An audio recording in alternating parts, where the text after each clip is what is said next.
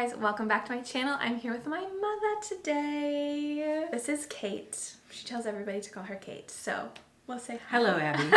Happy to be here with you, honey. And we're just gonna have a chat about motherhood and life as mothers. So I can kind of intro you.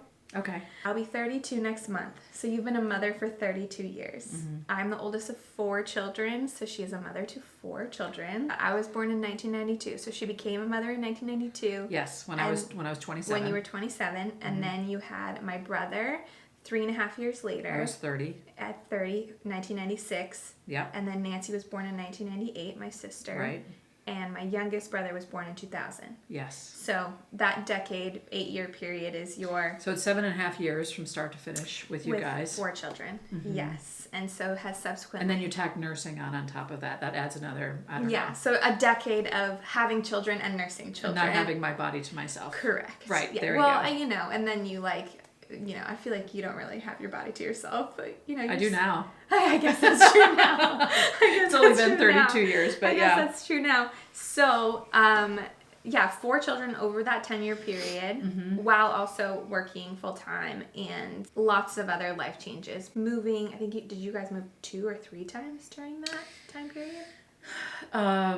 Yeah, we moved out of our condo right before you were born because mm-hmm. you were an unexpected, delightful surprise. And quite honestly, we were going to have a hard time taking care of the finances in the condo and paying childcare. Dad was still in law school. Mm-hmm. I was early in my career. So we moved in with Annie and Popcorn, so Dad's parents. And we were there for about 5 months or so. And then we moved into our own cheapo apartment decorated with best of attics and basements and yard sale finds. And Dad was working full time and in law school, and I was working full time and had you. And then we were in that apartment for I think 2 years, maybe a little bit longer, and then we moved into our first home.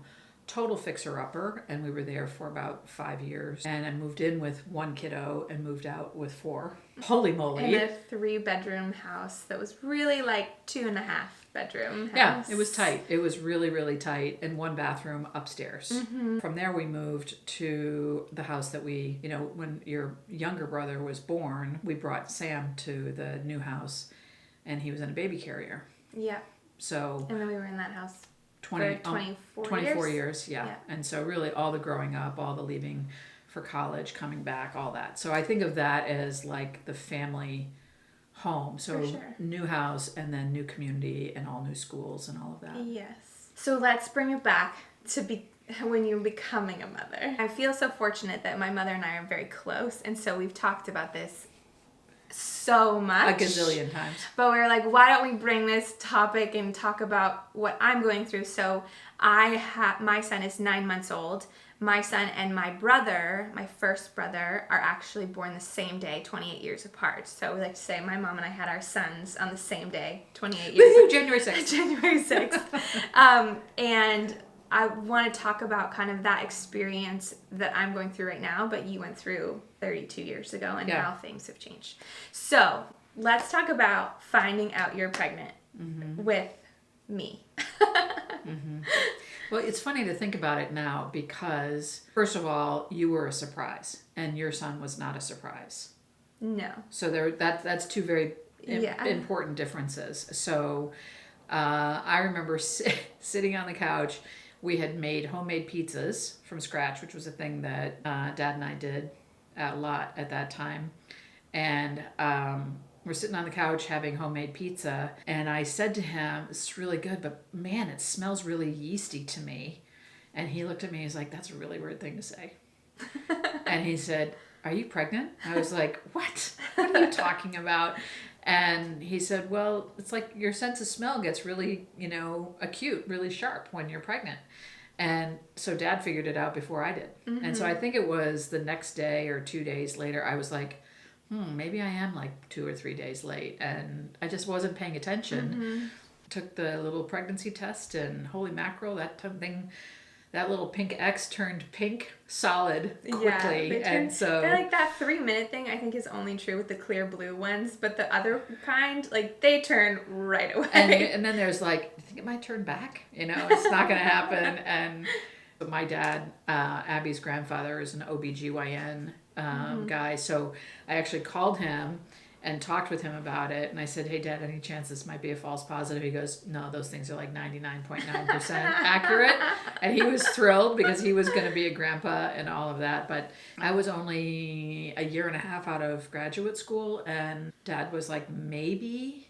Oh, no, Dad hadn't started law school. So we put the whole thing off because he was supposed to start. And then we delayed it because of you. Sorry. Right? Did you guys have the digital tests then? Like the ones that pop up and say pregnant? That's new? Or you just have the old school ones? Old school. It's like a square. I think I still have it in your memory box. Yeah, it's in my memory box. Yes, you have like my dried urine in the memory box. Delicious. It's delightful. Delightful. Did we have digital? No. This is life before cell phones, honey. So yeah, I was very surprised. Were you, talk me through your emotions. Were you scared? Like what Terrified. were you, immediately? Yeah. Yeah. Yeah. You were like... mostly, this was not in the plan. Yeah. This is not in the plan. I had... when did you guys talk about, like you were going to finish school, Dad was going to finish law school, and then you would have kids? Or he would get close to being done and with then law school. You guys would get closer to like, because you were 27, so maybe get closer to 30 or something like that? Yeah. Yeah, that was the plan. Yep, that was much more the plan. But the truth of the matter is, here's a pearl of wisdom, is that giving birth, having a child is never convenient. No. It messes with your life. And I mean, look at what I get. Look at what I get. You got me. Yeah, so it's probably one of the most important lessons of motherhood is that it's full of unexpected twists and turns, and it starts from the very, very beginning. But I remember thinking, I had a very sober, like, holy mackerel, I am responsible for the development, care and keeping and development of another human life, and that was like... I really, really felt that so profoundly. And many people have asked me along the way, because having 4 kids and working full time in a career in finance, which is where I've been, is a lot. There's a lot of juggling that goes on, and people have asked me umpteen times, like, what's the hardest number? And really, for me, it was the first, because it rewrote my entire life of what was important to me, how I ran my life day in and day out, what my priorities were, etc. I was scared to death to become a parent. And I thought, gosh, I have a master's in business. I have a degree from Boston College. I have all this support. And I was just really afraid. There was never a point. But the fear didn't stop me. I think it just made me get quiet within myself and really be aware of what was happening. So that's what I wanted to say. I think that fear also, at least from my perspective, was a huge drive for you. Definitely. Like, I would say you are very driven in general and have always been, but I would say the 4 of us have without a doubt been your catalyst for everything. For like True North. The past 32 years you have done everything because of us. Yes, for sure. Yeah. Yeah, definitely. Yeah, I think that's really, even in business, they talk about it as this thing called productive paranoia, which is that you worry about things going right. And so you work to prepare yourself for things to happen. And that's very much, I think, what you're talking about is that, what do my kids need? What can I teach them? What doors can I open for them? Okay, sorry, we had technical difficulties with my camera. I think I started to talk about your pregnancy with Jack. Oh, right. So now we're going to talk about pregnancy number 2. Finding out about number 2. And number 2 was planned. Yes. So, when you were turning 2 years old, just after your 2nd birthday, we had gone down to a family vacation with my whole family down in the Bahamas. And Dad and I took you out for a walk on the beach in Florida. And it was like a foggy morning. And you were like running ahead and having this great time playing with shells, whatever, and just exploring. And it was just pretty obvious to me that it was time to give you a buddy and that it would be really good for you. And so lo and behold, very soon after that, I mean, I was still nursing you. You were 2 years old. And so stopped nursing. Yeah. And then I got pregnant, I think, by probably March, because Jack was born the following January. And your reactions, like, what do you remember about mine obviously being terrifying and then finding out baby number 2? What were your reactions? Excited for baby number 2. Totally excited. We were in the house, our house, and so it was like new house, new baby kind of situation. And yeah, it was much more intentional, much more planned. Little did we know the whirlwind that was coming into our life, known as Jack Dobens.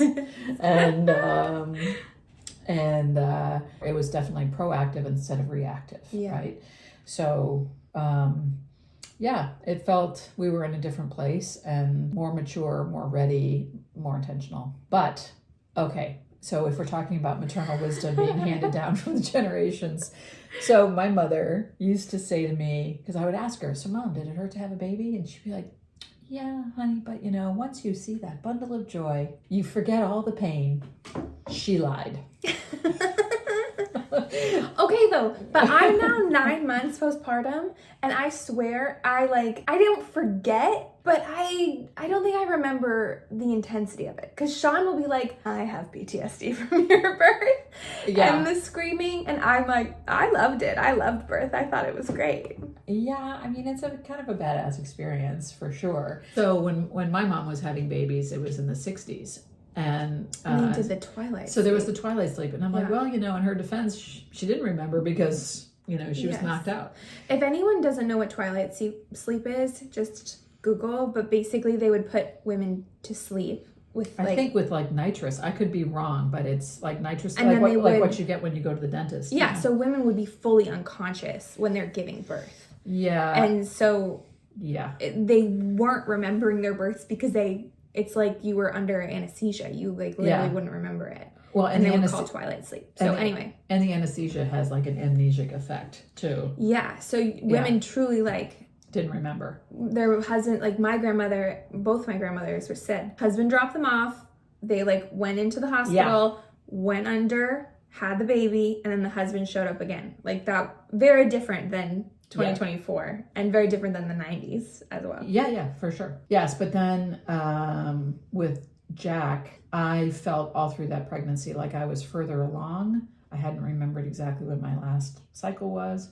I felt like I was further along than they were telling me. And so he was due at the end of January, but he was born January 6th. So technically 3 weeks early, but he was much bigger, longer, fatter, whatever than Abby was. So he was a very healthy boy born during a terrible snowstorm. We got 6 feet of snow that weekend. And also, if we want to say this, I was born a week late and Jack was born 3 weeks early. And That's right. Nance and Sam were right around on time.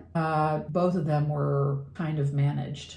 Oh, okay. But it was after my due date. Okay. Within a week after, but then kind of scheduled. Gotcha. Yeah. Gotcha. And Jack's delivery was so different than yours because my water broke and then the whole labor started and then it stopped, completely stopped.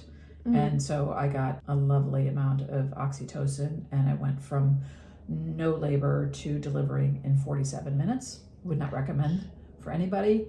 And you had said that to me because I got Pitocin because I had to be induced because I had gestational diabetes. Yeah. And you were like, Pitocin is from the devil. Did I say oxytocin? Maybe. I don't know. Pitocin. You had Pitocin. Pitocin, I did.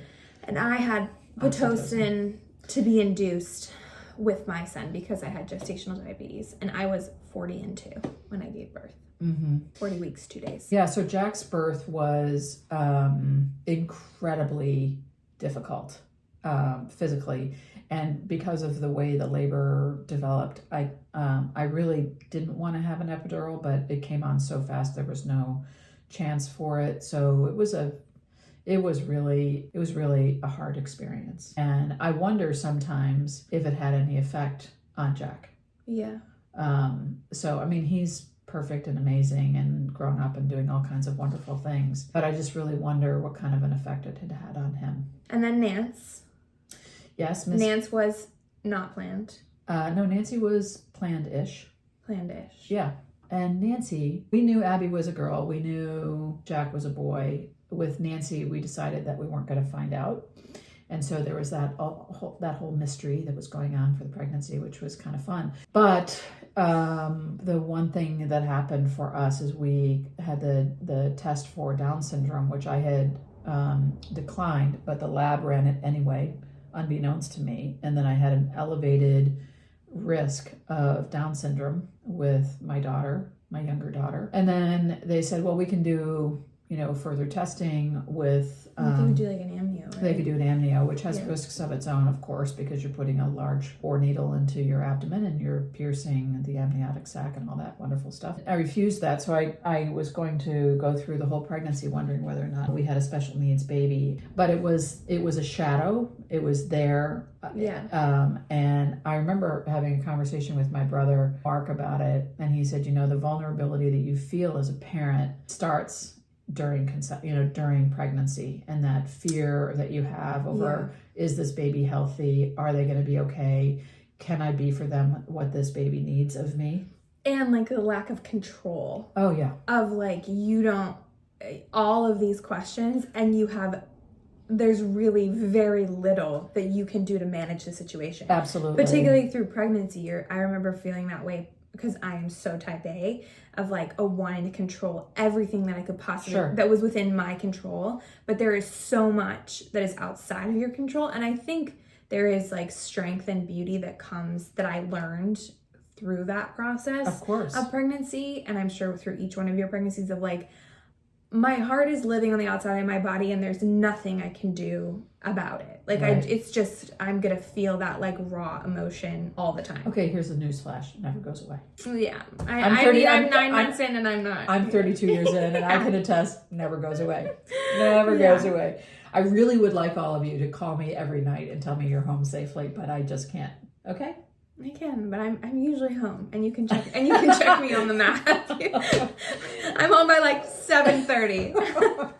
Okay, so it never goes away. So, well, let me just tell you that when Nancy was born, and she was born at like 2:30 in the morning, they were like, "Congratulations!" and and woo, all this in the delivery room, and I'm like, "Okay, two things: is the baby okay?" And they're like, "Oh yeah, baby's fine." And I was like, "And could we know the gender?" Like, you don't know? It's one of those moments, like super slow-mo. I'm like, if I'm asking, I don't know. Did Dad like look? They didn't like... I think we were so concerned about the Down syndrome risk. And so the first question is the baby okay? And they're like, yep, everything is fine. But it was the baby. I'm like, does the baby have a gender?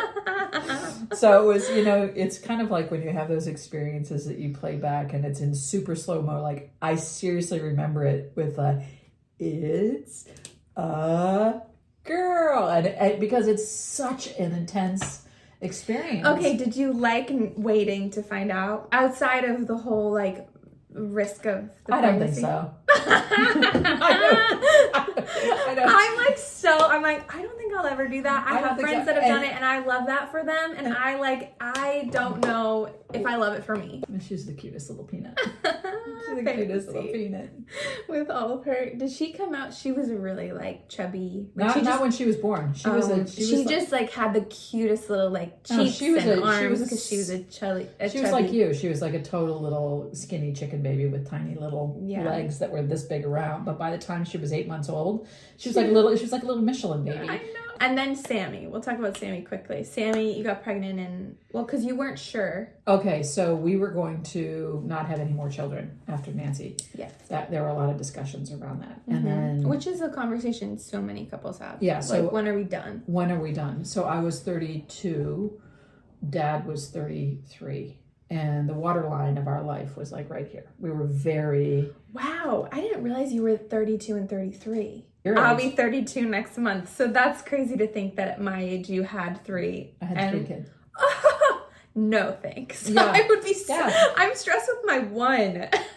But I remember thinking, wow, this is a very, very serious decision. And for me, it was career and family and everything else. Yeah. And I was really feeling the scales tipping in the direction of this is going to be a lot more than I can handle without me having to really change my approach to my daily life and what I was doing.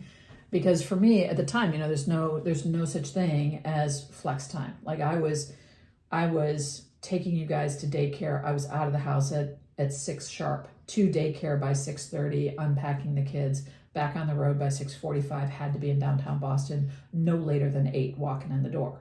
And then I'd work until 6 o'clock at night and then do the daycare dash going home. So the grind of that, and then putting another petunia, little pumpkin in that, just is like, okay, this is just exponentially more complicated. And so a lot to consider, but never again having a kid, I needed to find peace within myself on that decision. I really felt like somebody was missing. And I had talked to so many women that had decided to take permanent measures, and they were completely clear, completely. Yeah. And I was not. If I was really honest with myself, I'm like, I'm just not there yet, which then made me reflect on, okay, there's work, but work is so just work. Having a family, raising children, that is so profound to who I am as a person and what's important in my life. And I thought, okay, well, if this happens, then something is going to have to give here. Yeah. And within probably 60 days of having that conversation, I was pregnant like that. And the interesting thing is that things were no longer cute after that. So you think of newborn diapers that are like this big, and they're so cute, and the baby bottles are so cute, and all the stuff is so cute. Not cute. None of it was cute to me anymore. It felt like clutter. And then I wasn't feeling well, and I was, all of it. So, and then I knew, I definitely got to that place that I had experienced with other women, that they had said, I'm clear, I was done. And my family feels complete. And I felt that immediately upon getting pregnant. I'm like, this is my number. And when Sam was born, that was the time that I decided to exit my corporate career. I was very fortunate because at the time that I got pregnant with Sam, the company that I was working for was being acquired. And so I was going to have the opportunity to take a severance package. Yeah. And so I didn't just quit. I had an exit runway that I could kind of activate. Yeah. And these kind of things don't really exist so much anymore. But I thought, wow, I could take a severance package and have 1.5 years maternity leave and figure out what I want to do next. Yeah. And because I had accumulated a lot of time that would go into the severance package. I'd been working in that corporate environment for 10 years. So you accumulate kind of seniority and all that, whatever. And we were moving that time too. We moved out of the small house into the bigger house. And so my commute was changing. A lot was changing. It was a very, very hard decision for me to let go, because so much of my identity and how I view a sense of success in my life is as a business person, as a corporate finance person. And I had taken the time to go to graduate school. I love my business experience. It's all of that stuff. So taking the year or a little over a year, I was going to do a little work in venture capital, just deal analysis, whatever. But I realized that this may sound really stupid, but I realized I had 4 children in that year, and that they were mine. Yeah. That they weren't somebody else's to raise. Yeah. And so that was such you were 7, a little over 7, and had spent all of your extra time in daycare, family, and I had the experience of having you tell me that you loved your daycare provider more than you loved me, which is a very real thing that happens, and it's painful. And then for me, I had to decide, am I going to, what are the kids going to get of me? And what are the kids going to not get, or how are we going to do this? And so fortunately, I was able to become an entrepreneur and do work from home. And I've done that now for 20 years and started and run many businesses. But the corporate world was something I left behind. And I decided that you guys had one childhood. This 20 years that I was going to commit was a large chunk of time, but it was your childhood. Yeah. And who is going to shape that childhood? Is it going to be me, or is it going to be somebody I pay? Yeah. And I really, really, really wanted it to be me, and mostly for my sake. Yeah. So I feel the same way too, because I'm like, Wilder would be fine like he'd have a great time. He'd have a great time wherever he's doing. I wouldn't emotionally be like cool with that. Yeah, and so here I am now on the other side of that. Yeah. No regrets. I was going to ask you that. I was like looking back. Oh, yeah, so let me tell you all the regrets as my daughter. Well, I'm just saying, like, you know, like I was a surprise and then you left this career that you had gone to your grad school experience and then built a career and done all of that. Right. Do you ever look back and you're like, oh, I wish I had maybe kept more on a corporate track, or like, if you go back like to that 27-year-old girl or that 32-year-old girl, like what would you tell her? It's going to be fine. It's all going to be fine. I would give her a hug and I would say, that stressed out girl holding the I would pregnancy say test. also, I really believe in you and it's going to be fine. You're like, are we going to make it through this without crying? No. Yeah. Okay. Let's go back to pregnancies real quick. Who was the easiest pregnancy? Who was the hardest and why? Let's talk about who was the easiest. They were all easy for me, truthfully. Yeah. I was one of those very, very lucky women that I never threw up once. I went to work every day. I worked all the way through. I left work with every single one of you and went to the hospital. I didn't have that same experience. And and when you were born, Yeah. I went back to work. You were 5.5 weeks old because it was before the Family Medical Leave Act. So I think, if I'm looking at that time in my life, and it's been so interesting to watch you go through it, and then having the perspective of my mother and even my grandmothers, right? So what has been the female experience, and what has been, what is the life that these women are allowed and supported? I'm going to say allowed because society plays a really big part of it. I grew up in the 60s and early 70s. I had an appetite to be a business person. My mother's generation was secretaries, nurses, teachers. And where do you think that comes from for you? Like, where did you find that? Do you think you were born with that drive? Or because looking at your mother or even the people that were in the people that you grew up with and the women in your community, very few, if any, like very few were business who went to work. So many women were either stay-at-home moms or worked a career as nurses, secretaries, teachers. Very few had corporate financial careers like you did. Yeah. But so many of your peers do. Yeah. And my generation. Very much so. Mm-hmm. But the generation like your grandmother, stay-at-home mom, I assume? Yeah. Stay-at-home mom. My grandmother was a teacher, and then when she had children became a stay-at-home mom. Mm-hmm. And my mother, yeah. Your mother. And then you have a totally different parental experience than both of you, the women prior to you. Yeah.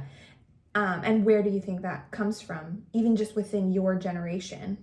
We were fed a lot of the inputs that I grew up with was the beginning of the women's movement. Mm-hmm. So that all was happening really in the 60s with equal rights and the women's movement, and there was a lot of kind of social cues and things, even movies about like women being career people, and it was like working girl, and it was in a way, it was in a way like this uprising of women, and it was the Hollywood version of it, of course, and so it's been an interesting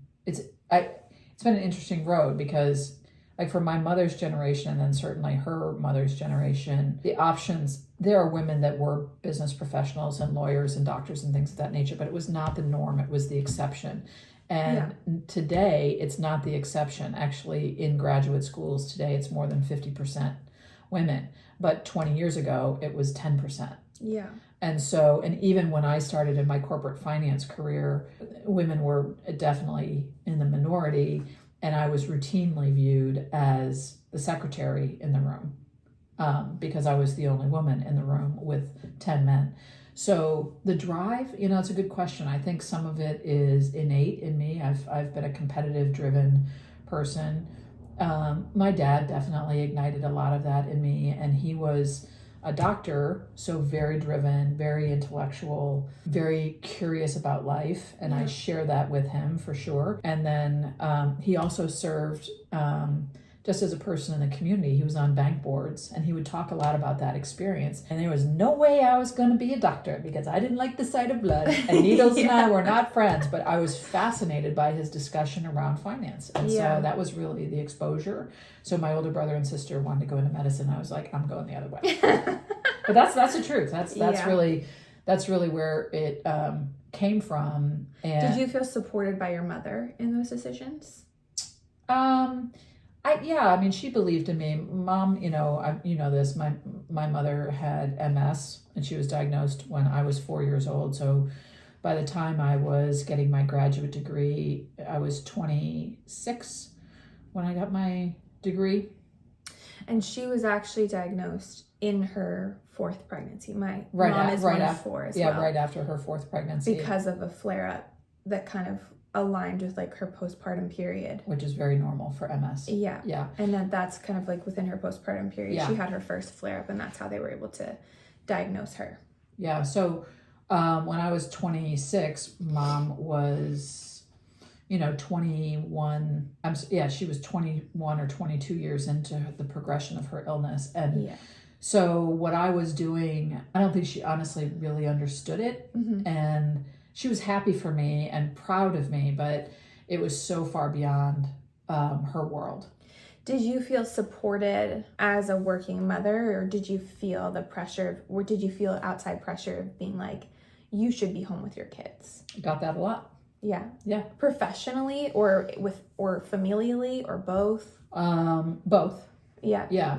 I mean, I remember when I told my boss that I was pregnant with you, and this is not a lie, this is a direct quote. "Oh my gosh, you just ruined your career. Welcome to the mommy track." Yeah. That's a quote. I was so young and naive and just was not about to make waves. I think about that now, man. If somebody said that in a working environment, they'd, sue the employer. And so what happens, and this is a phenomenon that I've talked with a lot of other professional women who are accomplished and who are my age. We all believe that a big part of the success that we've had has had to do with this kind of like you plow ahead regardless, head down, keep working. But the other part of it is we've got to be very good at what we do. Even better, a measure better. Yeah. Because there is a bias, or there certainly was a bias. I think there's a much less of a bias, but I still think it's present. There's a significant bias that if you are young, female, blonde, to be smart in an environment like that is a surprise as opposed to expected. Yeah. So I felt frequently like when I would start speaking about my work, people were like, "Oh wow, you're really smart." And I'm like, so the baseline was down here. Yeah. You always have to work up to here and then rise above that, as opposed to, I think that so often my male counterparts, and I'm not down on them, I think this is society. Yeah. My male counterparts would just be given a pass. Yeah. That they're assuming that they're here and working up. And I saw that for a long time. So well, and for you too, you were educated and white, let alone like people who are minorities dealing with like that bias on top of female and a minority on top of that. No question. Like you I definitely had an advantage. Had the advantage of being well educated and white. No question about it. No question about it. So I think one of the most important things that has shifted, one of my favorite books, shout out to Sheryl Sandberg if she ever sees this video. I'm a huge fan. And the book Lean In, which is such an important book for me. She was the chief operating officer of Facebook and held this huge huge job. And she talked about what it was like to set herself up professionally. And she said, the number one most important decision you'll make is who your life partner is and how they view the responsibilities as your partner in the household. Are they truly in the partnership and see it as not like, oh, I'll help you as you manage the domestic responsibilities. It's, we are doing this together. Mm-hmm. And your career is as important to mine. You are as capable as I am. Your sense of personal satisfaction is to you outside of the home is as important to you as it is to me, and really coming into that life. Yeah. And Dad was very supportive. for sure, but the different generations, it just, we were both raised in environments with stay-at-home moms and working dads, and so that was the paradigm that we grew up with, and so we brought that. Dad brought that, I brought that, and that has changed, because people say, oh, your daughters must be so proud of you. I'm like, I hope they are, but my sons are too. Yeah. So it's not just a gender to gender thing, but it's not only you guys seeing me work, but it's also seeing Dad figure out how to be different than his dad. For sure. Right? For sure. So what has been your favorite part of motherhood? All of it. All of it? All of it. I've told this story several times, which is I was at the grocery store and I had a cart that was like literally like Santa's sleigh stacked with stuff. And I had 4 kids hanging off. And I think I had a second carriage. It was one of those. It was like, oh my gosh. Mm-hmm. And you got to pack the kids in, pack the groceries in, you got to go home and unpack the whole thing. And there was a woman standing right behind me, and she was older than I was, and she's just kind of looking at me and laughing and taking it all in, and I'm probably like haven't washed and all that. And she said, isn't it so fun? And I was like, And then we got to talking, we're waiting to check out. And she said she had kids in her 20s. So she was 15 years older than I was. And I said, oh, so how are the teenage years? She goes, they were the best. And I was like, really? Oh, wow. And I said, because that's not what I hear. I hear the teenage years are the worst. And she said, I have enjoyed every stage of my kids' development. The one that it's going to make me cry. The one that I'm leaving, even more so than the one I was just in. Yeah. Yeah. I feel that way with Wilder, because I'm like, I'm out of newborn. Yeah. And I'm like, oh, I look at pictures of him from when he was baby, and I'm like, oh, I miss my baby. But I love my 9-month-old. For sure. And there's that gain and loss all the way through it. And that's life. And I think it's really important to embrace and give your heart to wherever you're at, because your kids need you to meet them there. Meet them where they're at. And truthfully, the stage that I'm at now is such a weird stage, because you're all young adults and it's a friendship, mentoring, parenting stage. And I'll be in this stage with you guys longer for sure than I was ever in toddler and the middle school weird and the high school trying to figure it out, and like the college anxiety and all that.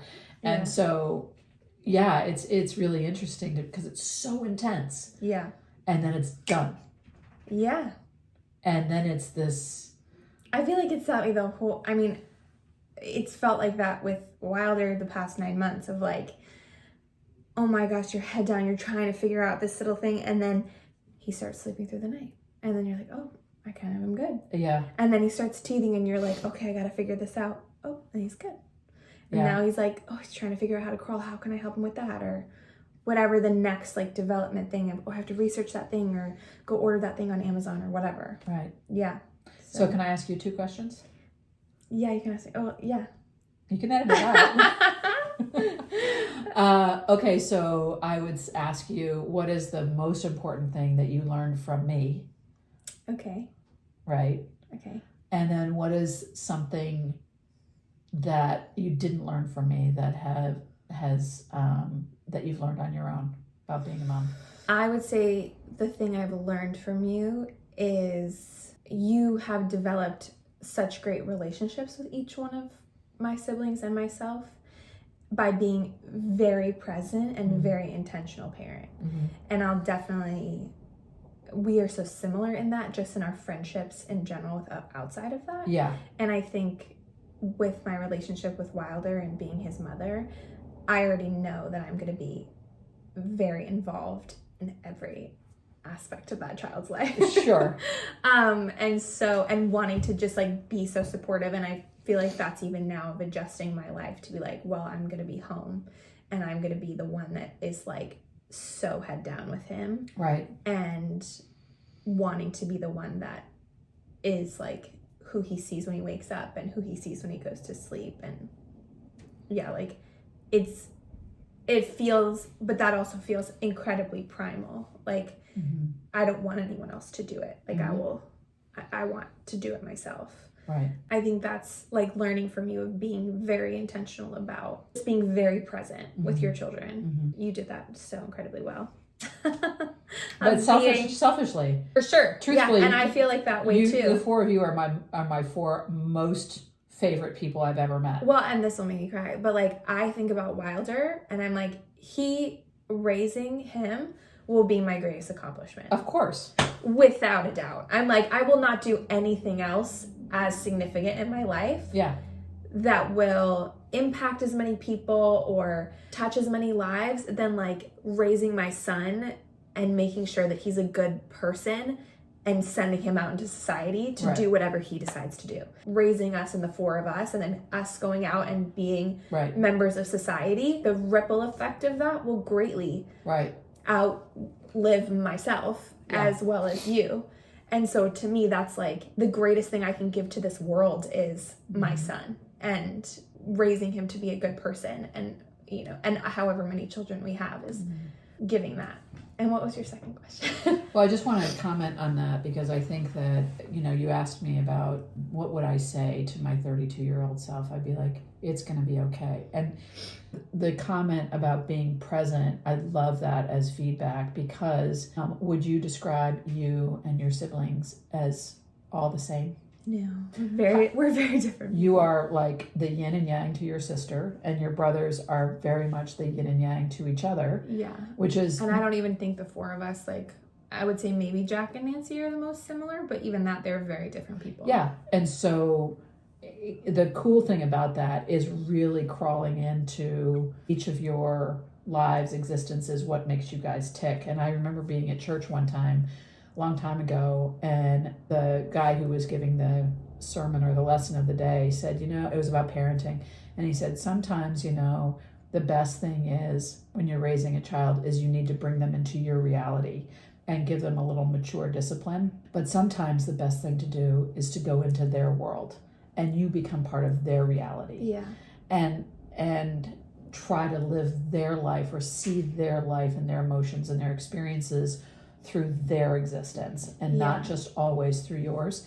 And I have really, that's been something I've thought about a lot. I don't know that I've ever shared that particular thing with you, but I think so often we're like, my kid doing things my way, let's go, you know? Yeah. So, and it's important that there is that swing because the intimacy or having a close relationship is being seen, both people. Yeah. You know? For sure.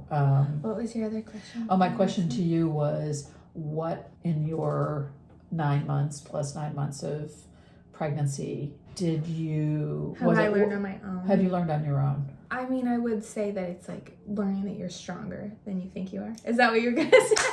2 points. That like... That's exactly what I was going to say. Like not sleeping through the night for 8 months is not going to kill you. Yeah. But that you can grow a child and... I had, you know, by no means I had a difficult pregnancy comparatively to like some other people, but my pregnancy was not easy by any means. It was harder than any of the pregnancies I had. Yeah. And I like learning that I was capable of doing that. And I think, like, I say it all the time, and I'll say this to anyone listening, I loved birth. Like, you feel like Superwoman when you're giving birth. You are. I also, I didn't have pain management either, so I felt every bit of that, and it makes you feel very powerful. Kind of that, I've related it to, I've never run a marathon, but I think about it in terms of like... I run a half, but it's like, so hard when you're going through it, but you're so proud of yourself when it's over, and that you're like, oh, I did that. Like, that's how it felt. It was like, I did that. You know, like, it was really hard. But I felt very powerful to do it. That's what I was gonna say. Because you can't tell somebody that you think they're really strong. They have to experience it. And motherhood, as much as you... And you and I have talked about this umpteen gazillion times. I've told you how amazing motherhood is, but until you're in it, you just don't get it. And that's part of the awesomeness of it. Because if somebody said your body's never going to be the same, your sleep is never going to be the same, you're going to lose your hair, you're going to like, you know, you're going to lost my hair. You're not going to sleep. Your relationship with your spouse is going to change. your finances are going to change, your rhythm of your life is going to change. Yeah, The way, like everything is going to change. You'd be like, yeah, peace out, I'm good. Yeah, but then you're like, but you'll be a stronger person, and you'll also meet literally the love of your life. Yeah, you're more beautiful. Your life is richer. You're more in love. Everything is just amplified. Is fuller. Mm-hmm. I said when I had Wilder, I said the world just seemed sparklier. Like that's how it felt. It was so sweet. I had him, and I was like, have they met him yet? I think so. Yeah, he was on my last video. He's sparkly. Okay, I have a couple questions from people that asked. Okay. So we'll ask those. What's the biggest difference you see from parenting now versus when you were raising us? Oh gosh, probably the biggest difference is the presence of electronics. Yeah. So you were born in 92, so we had TVs and VCRs with tapes. And there was a lot of Disney in our life, but there was not the handhelds, there was not phones everywhere. Yeah. Kids going to sleep with laptops and tablets and things like that. That's a big deal. And so the exposure, I even think about it when I was a kid. Like when I was a kid in the 70s, if I was talking to a friend, I was on a phone that had a long twisty cord on it, and I stretched it from the kitchen into the dining room behind the door, and that's as much privacy as I ever had. My mother always knew who I was on the phone with, how long I was talking, and she heard half the conversation. Like navigating that, I think about that with Wilder. I'm like having to navigate that conversation of when do we introduce those things and when is it appropriate and all of that. And that will even shift because obviously he's 9 months old right now, and electronics have developed so quickly over my lifetime that when he is really like at the age where he will get a phone, what will they even look like? I don't even know. Yeah. And it's not just phone. It's of course it's access to all of the internet and the information and what that the infiltration, the invasion of that into your home, into what's going on in your kids' head, what they prioritize, what you don't know is going on. So the level of control around that content is very, very concerning. And as a flip though, I've had Google as a mother, and you did not. That's true. I was saying like, is he getting teeth? Look, I have 17,000 articles that I can read of when he's supposed to develop teeth and when. And that also adds its own anxiety because there's just more information to know. Right. Or that I can, we need more of this. I need more diapers. Click, they'll be here tomorrow. You didn't have that. No. Could you imagine doing motherhood with Amazon? Oh my gosh. Okay, second question. How did you adjust your parenting techniques as you got old, as the kids got older and times kind of shifted with that? Mm-hmm. Because I always think I'm the oldest, and then my brother and I have 7 years between myself and the youngest. Sure. So how did you adjust kind of as...